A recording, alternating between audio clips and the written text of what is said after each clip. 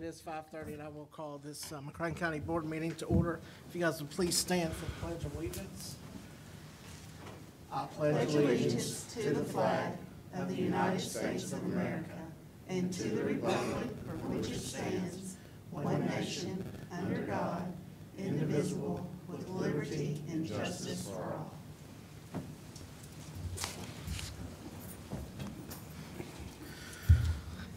Thank you, everyone. First off, we do have an addendum, letter G, a request for permission to select bids for Chromebooks for classroom use. I need a motion and a second to approve the addendum. Motion made. Second. I have a motion and I have a second. All in favor by aye? Aye. Any opposed? Letter G. Letter G is added to the agenda. We do not have any recognition of guests. First item, letter I, is the approve the minutes for the March 24th board meeting. All members were present. I make a motion to accept the minutes. I have a motion. Do I have a second? I'll second. Motion and second. All in favor by aye? Aye. Any opposed? Minutes are approved. Monthly financial report, Mr. Jarnett. Tonight on the financial report, I wanted to share with you that we got our third offer from the SFCC for technology, and the amount is $31,478, which is matched with general funds. And so that's our third offer, bringing the total given to us to $132,207. So altogether with our matches are $264,414, and that's pretty standard for what we've been getting in recent years for KEDS offers. We have completed the input of our financial component of the school report card online for the 18-19 school year. KDE is going through that process right now for school and district report cards, and we verified all of the financial data on the district report card. We are learning more every day about funding opportunities and changes in our grant deadlines for grants affected by the COVID-19 pandemic. And so what we're understanding is that many of our grant deadlines will be extended for those that are affected. So we're just monitoring that and making sure we don't lose out on money and making sure that we get it spent in the right timeline, which is now extended. Do you have any questions on the financial report? I do have a question, and it may be needed to be asked later, but with the technology money that we have there, plus what we're going to talk about on letter G, that money will be combined to be able to do. Right, it can be used for student technology, grades K through 12, so that's part of the funding source. Okay. Thank you. Okay, you're welcome. Do I have a motion and a second to accept the? I'll make a motion that we accept it. Second. Motion and second. All in favor by aye? Aye. Any opposed? Monthly financial report is approved. Recognition of personal guests. Superintendent Carter has requested that personnel actions be entered into the record. No board action is needed, so we'll move on to other reports. Mr. Carter, which report are we going to do, transportation or facilities first? We will do facilities. Thank you. Mr. Jackson.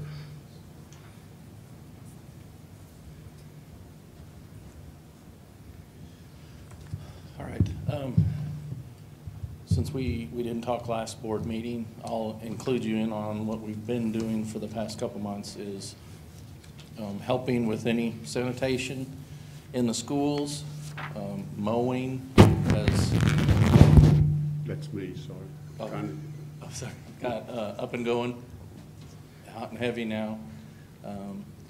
We have been doing a lot in the schools, in the classrooms that we can do now with no students there, which is a help to us.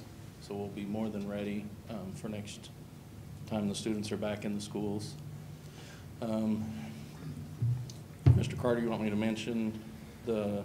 Yeah, go ahead and we got a letter from EPA that has to do with sanitation at Heath Elementary School. Apparently this has been an ongoing issue that we've been managing through chemicals and others, but even with the efforts that have been going on for the last couple of years, they come back and tested again and said that we're still not in compliance and they've offered some suggestions and guidance, so I'll let Mr. Jackson kind of finish from there. Yeah, this has to do with the treatment plant, or treatment plants plural.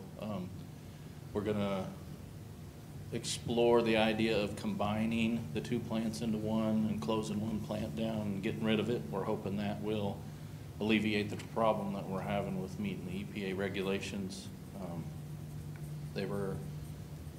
I got some good news I hadn't told Mr. Carter yet either. They were gonna impose a fine upon us, and that has been reduced from the amount it was before. I got that email just before I came here, so that's a plus.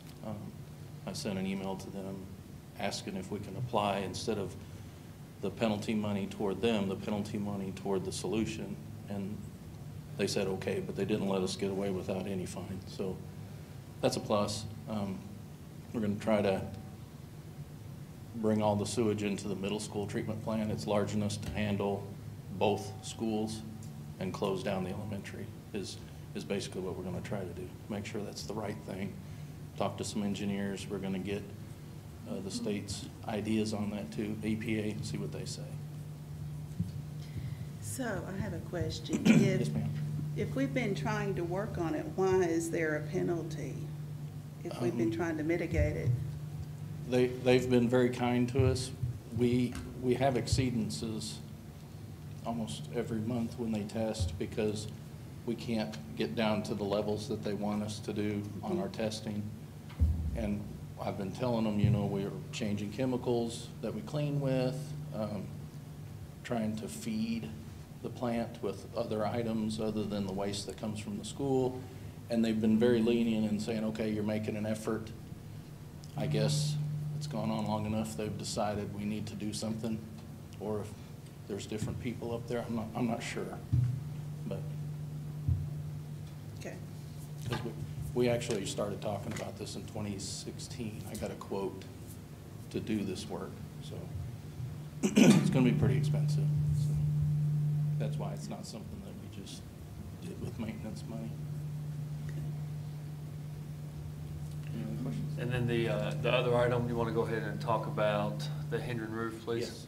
Yes, we got a letter today, thanks to Mr. Carter, saying it's okay to go out to bid from KDE for that roof project. We've been waiting on that. All the items were uploaded in the fact pack and sitting in the queue, passed on, and then sitting in the queue again.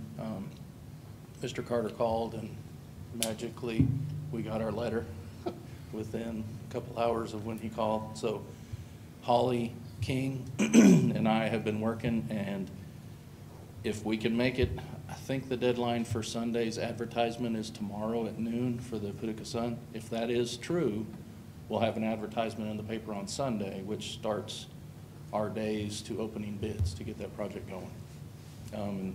And Holly thinks that this time, even though there's a lot of businesses paused or shut down, she's been talking to some contractors, and there are several out there that are needing work, wanting to keep local work.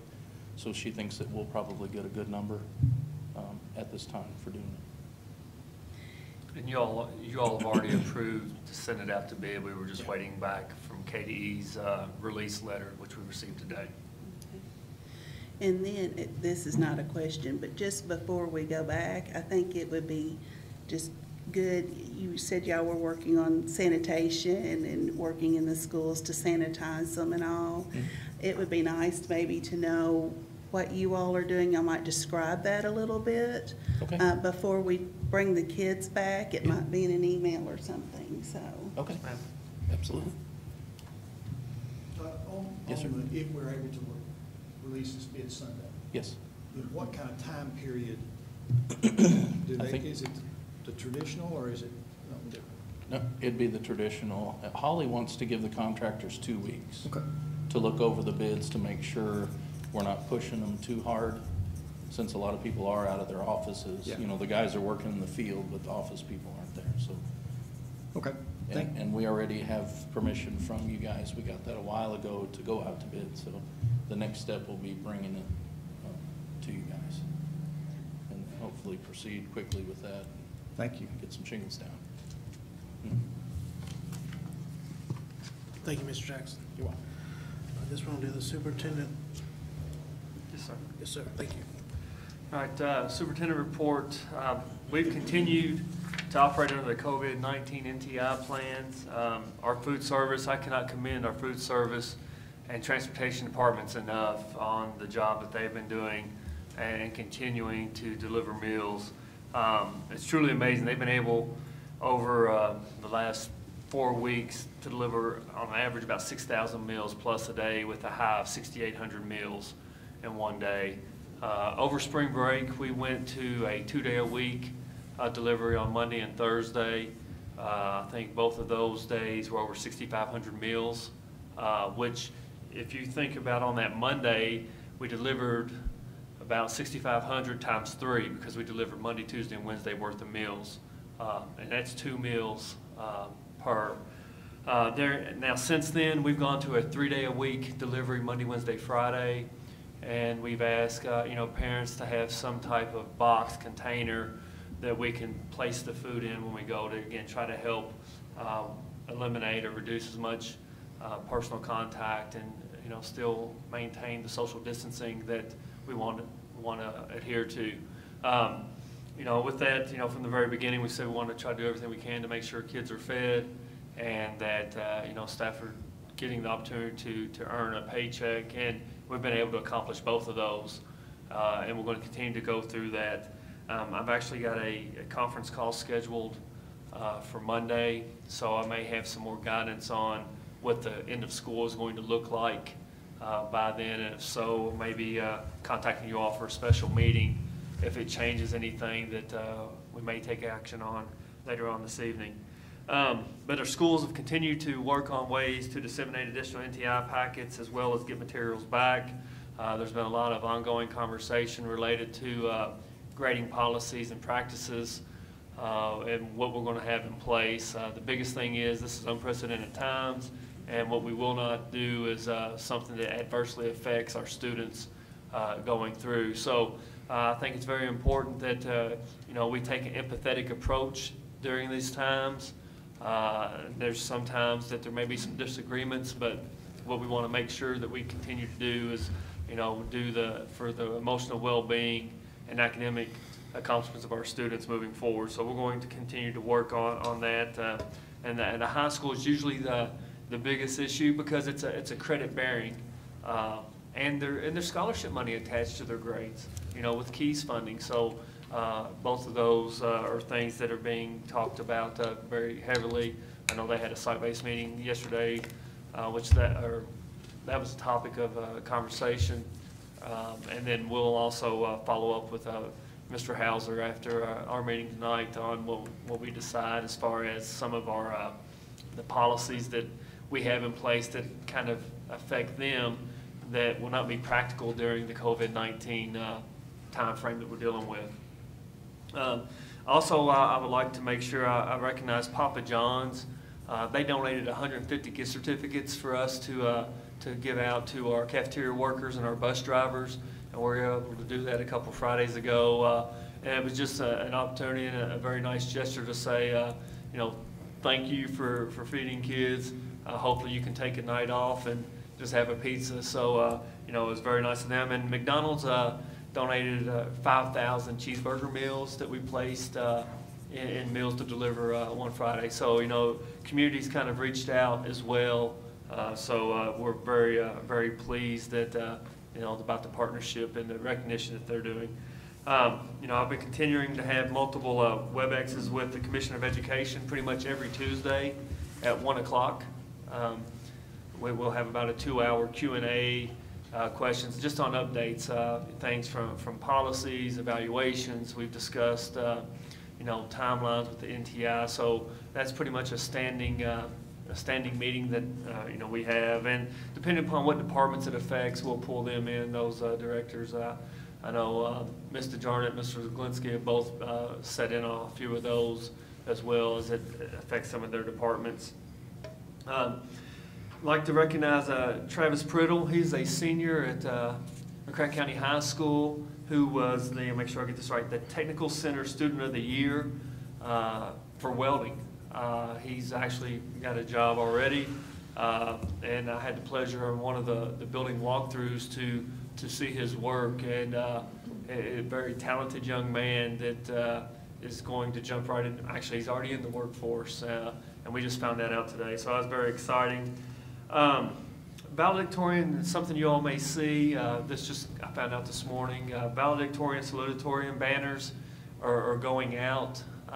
That was something that the high school went ahead and did. They were able to make this happen, and they're very nice. They're not the typical small banners. I mean, they're large, and Mr. Hauser and select staff have been going out to the students and placing them in their yards for them. So, very excited about recognizing that. And then spring sports, Monday night at 8 o'clock at the high school, they've got a lighting they're going to do to recognize the spring sports seniors. So it'll be kind of a drive-through. Haven't gotten all the details other than Mr. Hauser says you might want to come out and see this. So apparently they've got some more banners ordered for this as well. But it's going to be 8 o'clock Monday night if you all want to be out there. I was on the governor's call or broadcast this afternoon, and one thing that was brought up that I do want to mention, that Kroger Health will be providing drive-through testing next week. There were 4 additional sites across the state, and Paducah is one of those, from 8:30 to 5:30 for April 21st through the April 24th. They'll have drive-through testing available at Kroger. So that's kind of some of the things that have been going on. Again, a lot of conversations focused a lot around grading practices and making sure we're reaching out, touching our students. There have been several different parades. Some where the staff's at the parking lots for families to come, and there have been several where we've gone out and gone by to see kids and wave. And again, this is a non-tangible natural disaster that we're dealing with, and it's hard to talk about how it's impacting people because, again, it's different for everybody. And, the conversations that we've had have been getting through this year, but not only that is what are we going to do to enrich our students and get them caught up, and the real work's going to begin next August when we come back to make up for what's been going on. Again, not just academically, but emotionally and socially as well. This has been a dramatic change. It's not new. Our staff has been flexible and patient, as I've asked them to be, and so is our community at large. Again, parents have been extremely receptive. A few complaints. The biggest complaint was we were overwhelming parents with communication.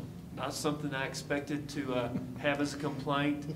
It was a pleasant complaint to get. However, we try to streamline that. We have some parents that could have children at 4 different schools. 2 of those schools have multiple classes, so if every teacher was sending them a text or a reminder update, they could be getting 40, 50 messages a day.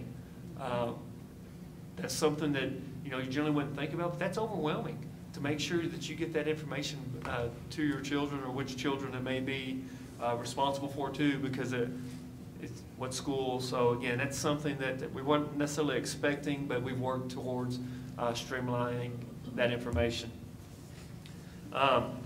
Also, I have to go over Standard 7, which is influential leadership. For my first year as superintendent, influential leadership is the superintendent promotes the success of learning and teaching by understanding, responding to, and influencing the larger political, social, economic, legal, ethical, and cultural context. From this knowledge, the superintendent works with the Board of Education to define mutual expectations, policies, and goals to assure the academic success for all students. And just a couple of items that we've worked through this year, even with the fall. I've met with all state legislators representing different parts of McCracken County. We've had discussions around taxes, pensions, other school funding issues, and policies that have been set forth. I attend the monthly chamber breakfast, sit on the chamber board of directors, ex officio, attend all those meetings. I'm a member of both Kiwanis and Rotary, attending those meetings regularly. I am on the executive board for Kentucky Association of School Administrators and still serve as the immediate past president. And again, that's also been several Skype meetings or Zoom meetings going on. I've met with Congressman James Comer to discuss the economic growth for McCracken County. Met with members of the governor's cabinet to discuss issues directly related to McCracken County, whether it be from the airport board to just general economic growth. Presented at the Chamber of Commerce COVID-19 update when this first came out. They had a press conference for that. Again, weekly meetings with the Commissioner of Education, and then usually bi-weekly meetings with the governor to discuss the impact and well-being. Even tonight with the local board, we're going to work towards finding a relief to local policies that have been impacted and could be somewhat modified by the COVID-19. I want to call it a season and not a pandemic, because Kentucky is known for its seasons, and I want to view it at that because this season shall end too. So, any questions? Thank you, guys. Thank you, Mr. Carter. Anybody have anything for a Board of Education report? Anybody have anything to say? Okay, we'll move on to the consent agenda. Everybody's had a chance to look at the consent agenda. Does anybody have anything for discussion or want to pull out anything on the consent agenda? If not, I just need a motion and a second to approve the consent agenda. I'll make a motion. Second. Motion and a second. All in favor by aye? Aye. Any opposed? Motion, consent agenda is passed. Letter B, Audit Committee for fiscal year 2020. Mr. Jarnett. Thank you. It's hard to believe, but next month we will start working on our audit for the year that we're getting ready to finish. And each year, part of that process is having a meeting with an audit committee. And so that audit committee is made up of the superintendent and me, the board attorney, and 2 board members. And so I'm asking tonight for 2 people to serve on this audit committee. The purpose of this is just to get a chance for this committee to kind of get a preview of the audit report. And there's usually 1 meeting, sometimes more, if there are issues that come up that need to be discussed. Last year, the representatives from the board were Ms. Burkeen and Ms. Walker.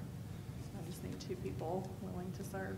And we can schedule the meetings around your schedule. Typically, it's earlier in the day before the regular board meeting.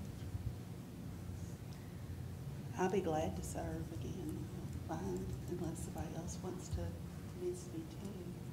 I can do it again too. I didn't bother. Okay. All right, thank you. Thank you, guys. Thank you, Mr. Jarnett. Thank you. Letter C, 2021 Student Code of Conduct. Good evening, members of the board, Superintendent Carter. KRS requires that each board review their student behavioral code once every 2 years. In McCracken County, we've traditionally done it once a year. And so we have done a significant amount of work over the last few years in cleaning up some of the language in our code of conduct. So luckily, this year with our annual meeting, we held it electronically just by email with suggestions. And this year we have no suggestions in terms of changes to the code of conduct, only updates to years and such, and committee members' revision dates, so in the calendar, but no language change is being recommended at this time. So, so tonight we're just asking you to pass the same language in terms of the behavioral code that we've had for this past school year. Okay, thank you. Anybody have any questions for Mr. Boland? What's the superintendent's recommendation? The superintendent recommends approving the revisions to the student code of conduct for the 2020-21 school year. You've heard the Motion made. superintendent's recommendation. Do I have a Motion made. Motion? Second. Motion and a second. Any discussion? All in favor by aye? Aye. Any opposed? Motion is passed. Thank you. Next item on the agenda is a request to update policy 03.1236 and 03.2236. Both of these pertain to emergency leave as is towards classified and certified staff members. There is some suggested language that we do not have in our policy that KSBA does recommend. I do want to note that it is just an other category in terms of emergency leave, that such other reasons of extreme emergency or extraordinary nature as approved by the superintendent. Again, that is suggested language from KSBA because of the fact that we are in this COVID-19 pandemic. And another item that we're getting ready to discuss, there are going to be circumstances that are built around that in Senate Bill 177 that it would pertain to.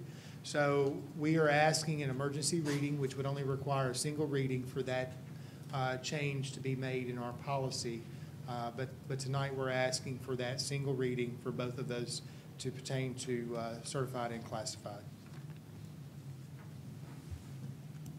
Anybody have any questions for Mr. Bowman? Superintendent's recommendation. Superintendent recommends approving the updates to the policy manual as presented. You've heard the superintendent's recommendation. Do I have a motion? I make a motion. Second. Motion and second. In discussion. All in favor by aye? Aye. Any opposed? Motion passes. Great, thank you. Yes, sir. Letter E, McCracken County Board of Education Policy Waiver Request. So the General Assembly, in response to COVID-19 pandemic, have passed Senate Bill 177. That is a very encompassing bill that was passed and signed by the governor here recently since our last board meeting. And so with that, the local boards have the authority to waive their own policies. There are certain board policies that are just local. They're not prescribed by any type of KRS or administrative regulation. There are also policies, of course, that are all dictated by KRS that are put in place. And in Senate Bill 177, there are things that were passed that are in contradiction to their own law, and 177 will be in effect as it stands now until June the 30th. And this is basically an assistance to school districts to be able to respond to all the various aspects of operating the school district, operating instruction, and then conducting school and getting the school year completed as well. And so with that, instead of coming to the board and asking over and over and over and over all these different policies that may need to be waived so that we can operate, not being prepared for this necessarily, we thought that this could potentially be the best way for the district. So I'd like to just spend a moment to read the resolution that we're requesting this evening that would allow the school district and Mr. Carter to implement Senate Bill 177 as it sees fit and as it reads, along with taking local board policies and being able to waive those and implement those things as we need. And I'll give you an example of a local board policy. There are no state laws that dictate exactly what the grading scale is in an elementary school, for example, right? And so one of the requests could potentially be that we would go to a pass-fail option for elementary students in the final quarter. That would not be a difficult thing for us to do because of the fact that they're not credit-bearing courses like the high school. We couldn't go to a pass-fail at the high school because it impacts keys, it impacts GPAs. There's so many facets that it would impact. But that would be an example of a local policy, okay? And so the resolution tonight would read that's being proposed is, whereas the McCracken County Board of Education is committed and resolute to the progress of public education in McCracken County, and whereas the Kentucky General Assembly passed legislation in the 2020 session under Senate Bill 177 declaring an emergency in the Commonwealth of Kentucky due to the novel coronavirus COVID-19 public health crisis, which is having an immediate and significant impact on public schools and providing emergency relief to all public schools. And whereas it is necessary for the McCracken County Schools to respond in support of our community amidst the current public health crisis caused by COVID-19. Now therefore, it is hereby resolved and ordered by the McCracken County Board of Education in response to the above described state of emergency. 1, the provisions outlined in Senate Bill 177 shall be adopted and implemented to the extent necessary to facilitate the administration of educational services and the operations of the McCracken County Schools. And 2, the superintendent of McCracken County Schools shall be authorized to act on the board's behalf in implementing any necessary provisions set forth in Senate Bill 177 and corresponding regulations or administrative orders. And to give you just another piece of information as well as you consider this resolution, this is something we've worked very closely with Mr. Bradley on, along with KSBA, in conjunction with them, to try to make sure that we can facilitate basically the closing of school, respond to employees and students up till at least that June 30 date that Senate Bill 177 permits. Anybody have any questions for Mr. Boland? The only thing I was gonna ask is if Butch was involved, and you said you helped write and do everything the right way, and it's all. Yes, and KSBA, John Vogel, everybody's been involved. This has been a statewide thing. Good, okay. And we will continue to, if in question of what is under Senate Bill 177, if we think that there is some gray area there, we certainly are going to lean on Mr. Bradley or KSBA to guide us through anything that might be questionable, whether that's a local policy, whether that's KRS, whether it's permitted by Senate Bill 177. It is a very in-depth bill, but it is pretty straightforward in spots as well. So there shouldn't be a lot of confusion whenever we go to make if needed, to make a particular decision. And I would just, we have already, y'all have already been communicating with us on all the different items that have been happening, but if we're giving this waiver, the ability to waive is just to continue letting us know if it veers far from the course. Yes. And y'all have done a great job of that already, but There's no doubt if we waver, off the path, that communication would go out with an explanation as to why we need to do that. And I think that you probably believe we would have the students and the staff's best interest, in making any of those decisions. So. Thank you, Mr. Boland. Superintendent's recommendation? It's a board prerogative. Board prerogative. So I think motion to accept the resolution reading. is- Second. Resolution. Motion and a second. All in favor of accepting? Aye. Aye. Aye. We're gonna do that again. All in favor by aye? Aye. Any opposed? Motion is passed. Great, thank you. I know that the district, across the district, will really appreciate that waiver as well as we move forward and complete. So my final one would be item F, the amended school calendar 1920. When staff notes were due, we really thought we would have a little more guidance at this point. They're a little delayed compared to what they have been coming out with guidance from the commissioner along with the governor's office and the governor. Right now, we do not have any guidance as to whether or not they will allow us to start school back up or that we need to finish the year in NTI. So we really don't have any guidance one way or the other. And so the amended school calendar will be built off of what that guidance will be once that comes down from the commissioner and the governor as well. We said last month we passed or you approved the graduation date. We still have hope and dreams that we would be able to get students back in our buildings, finish the year out, get their personal belongings, and tie up any loose ends that we have, not have to do that remotely, and also be able to honor those seniors the way they deserve to be honored. And so tonight I am not going to propose an amended calendar. I am going to ask that you table this item until next month, until we have more guidance from the governor and the commissioner at that point. A good question. Anybody have any questions?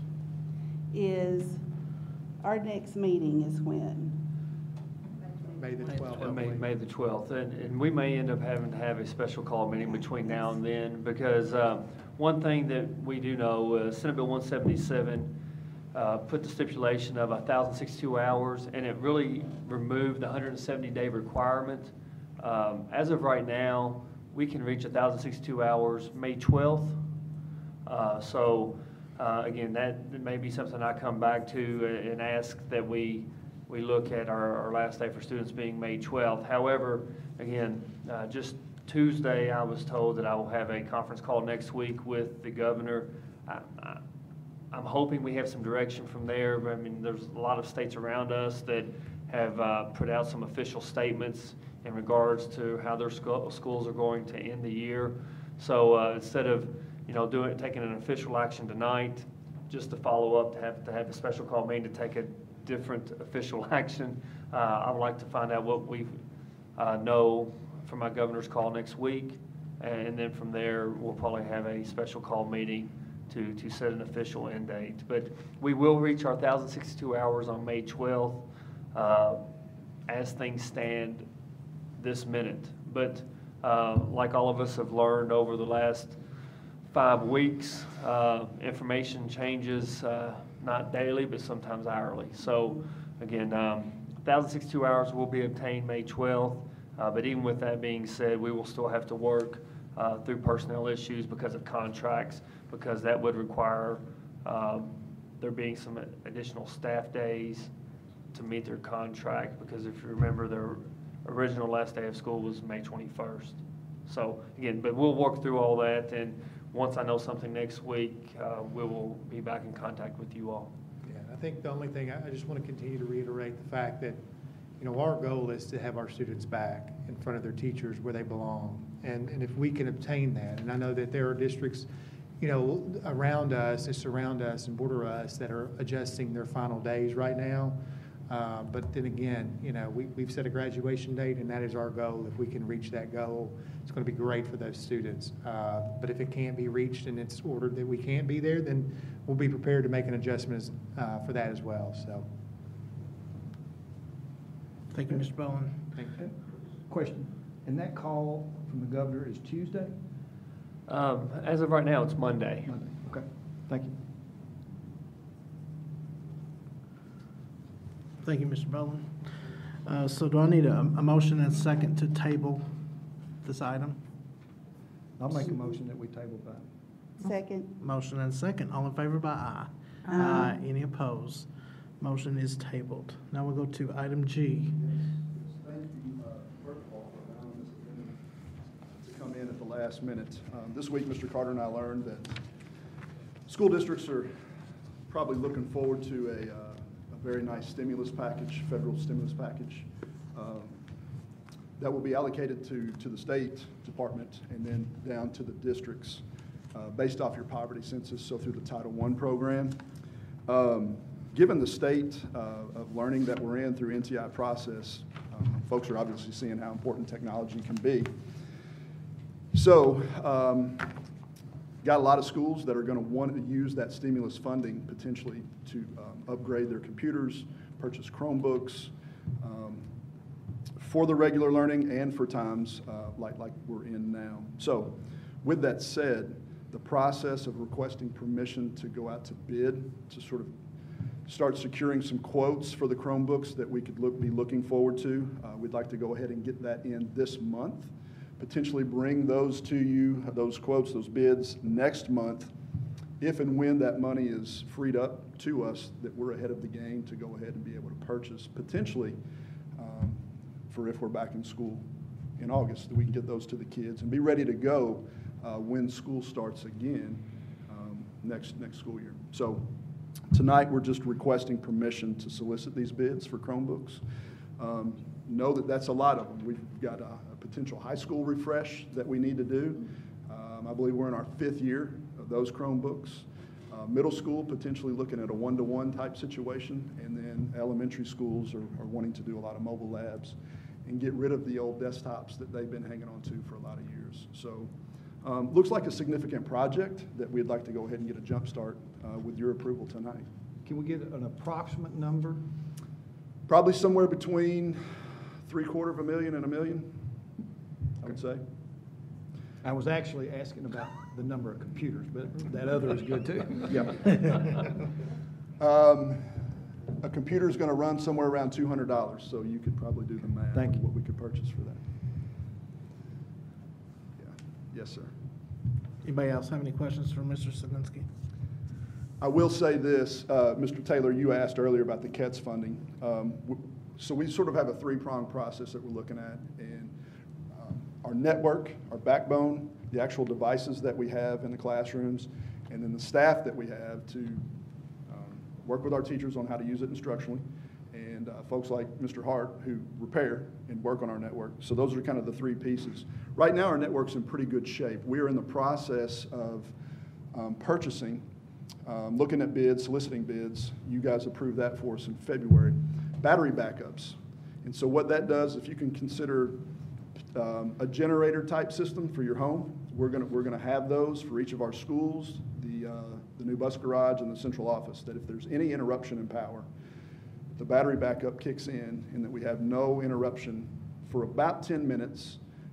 All of our phone system is computerized now, so you'll still be able to call the office if there's a downtime in our power supply. So our network is in pretty good shape, and this is sort of a luxury item to have that we're moving forward with. Then we'll get these devices. We'll flood our system with the devices. Now we've got to look at some staffing to work with our teachers instructionally. What we want to do is put together at the end of the summer, sometime when we can strike when the iron's hot, get folks together and say, what did we like about NTI? What did we use technologically that worked? What do you love? And what didn't? And then let's continue to sort of fold that into our normal process of how we do things, because we've really gotten some good feedback of certain programs and certain techniques and things that our teachers are using. So I think it's a good time to be in the tech field. And so, Mr. Taylor, CATS funding will also go for some of those things as well. Combine them all, we're going to be in good shape. So how are you going to get the teachers' input on that? Yeah, we're going to select a committee. I've already worked with our principals about, tell me who's knocking it out of the park with some of the technology things that are going on in your building. Mm-hmm. Let's bring some of these folks together, and let's just sit around and virtually and just say, what's working? What do you like? Communication with parents, how's that been? We have several different platforms that folks have used, whether it's a Zoom meeting or a Skype meeting or a Google Meet. Do we need to be more consistent with that so that our families don't have to go through 5 different programs because everybody's using something different? So we're going to all try to get some of the best ideas out there. When you talk about the NTI instruction, could Sure. you put a couple of parents on that committee? Be happy to. Yeah, absolutely. It's a great idea. What was good from their perspective? From their perspective, for sure. For sure. That's great. We're bad. We're bad. I wanted to ask how much money what's our stimulus, how much money's coming to the district? And is it being used for anything else other than technology, or is it stipulated for technology? No, it's not exactly clear where it's going to go. It's going to flow through kind of a Title I allocation type process, so we'll have to submit a ranking report. The guidance that we have, it's to use it for things that technology, not to use it for recurring expenses and costs, so one-time type of expenses. So it may be something for infrastructure, it may be classroom resources, it could be, again, technology type pieces like that. So, we're looking at, again, $750,000 to $1 million, maybe a little more. For total? For total. And that's why, we start looking to, so any of the money we have, and I think there'll be like a 27-month use window that would go. So, a lot of those type of expenses could change, and some of it will come from those type of conversations that we'll have with, parents, and teachers, and even, we'll pull in some student perspectives on that as well, because again, there's a lot of things that are going well, but there's some learning opportunities, and we want to take those learning opportunities and make sure we focus on those as well, because again, we're not exactly sure everything that we do need. We have a pretty good idea. I mean, more devices in students' hands, making sure that our students are trained on online platforms that we can use. But again, getting things more streamlined and not having 7 or 8 different online type of tools. Again, it kind of goes back to us kind of being a school district, not a district of schools. And this is an opportunity for us to enhance that and truly show why that's important, so we can use the same type of terminology and the same type of practices. So to answer your question, not solely will it be devices. There'll be professional development that'll have to occur. Absolutely. And there will be, possibly some staff, whether that be full-time staff or part-time staff, or even some stipends, because we have a lot of staff that are very strong with using technology and resources. And it's important for this to make sure they have an opportunity to share that with their colleagues as well. So I don't know if that answers your question. Because it's a one-time funding, you have to we have to look at it like, what do we need to do that we couldn't have done without coming to you guys? And I'll give you another technology example that we really need. The projectors that we have in our classrooms, many of those I purchased in 2008 with the first set of stimulus funds that we got from the Obama administration. So a lot of our projectors, 10, 11, 12 years old, are starting to get wore down. The bulb replacement is anywhere from $100, $120. So you just think about McCracken County High School. At some point, there's 100 projectors in there that are going to need constant bulb replacement. So we're looking at potentially 80-inch screen TVs that are now becoming more affordable. Can we start sort of implementing those into the places where the projectors are starting to get wore down? All kinds of things. We've just got lots of possibilities to do for some upgrades that one time that we may never get the chance again.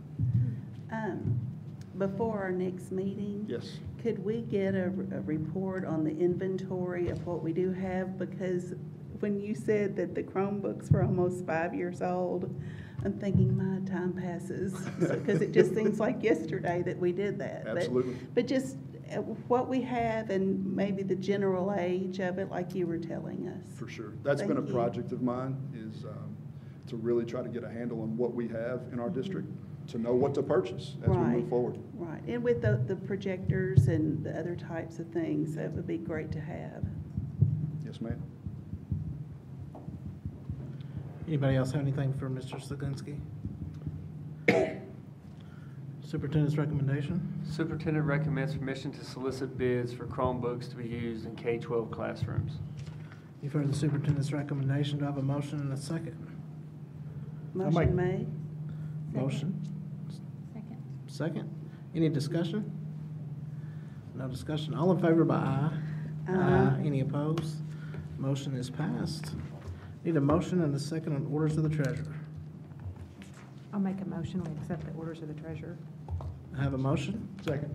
Second. All in favor by aye? Aye. Any opposed? Order of the treasurer passed. No executive session, so I need a motion and a second to adjourn. I'll make the motion to adjourn. Second. Motion and second. All in favor by aye? Aye. Any opposed? We are adjourned. Thank you all. Thank you. Quick.